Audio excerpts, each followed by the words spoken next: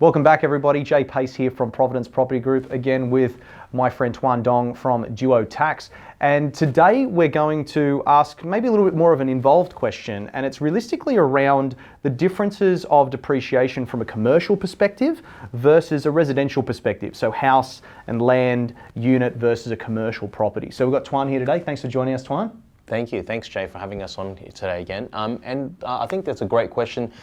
We do depreciation schedules for homeowners. They're looking at buying in houses, investing in units, or even investing in commercial spaces. The biggest difference is in commercial spaces, we can claim plant and equipment on all type of properties, whether commercial. That means there's an exemption to the Housing Integrity Bill mentioned last time, in that the legislation does not allow for residential property investors to claim on second-hand plant and equipment. That is the biggest difference, and that means that if you buy a commercial space, whether it's a retail space or an office space, you can claim all the plant and equipment regardless. Okay. That's the biggest difference. When it comes to houses and apartments or units, the biggest differences in depreciation, it comes from the plant and equipment. Of course, in a house, we've got standard plant and equipment, whether it's range hood, cooktop, your carpet, your air conditioning systems.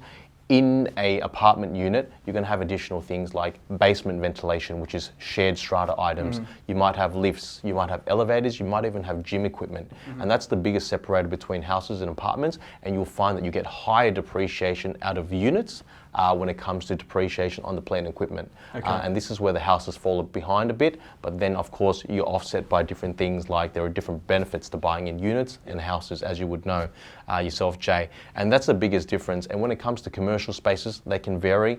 Strata items also include and can also depreciate plant and equipment, so you do get a healthier depreciation out of those. And of course, it all comes down to the size, the type of building, and also the finishes that these buildings undergo when they're under construction. So one of those things you're going to have to consider. But when it comes to in general information, I would say that units would generate the most depreciation, and you could appreciate the differences in investing in each of them. Yeah, great. Well, Tuan, thank you very much for just giving us a little bit more clarification around the differences between those different product types. As always, if you do want a professional's opinion, please make sure you reach out to Tuan Dong and his team at Duo Tax.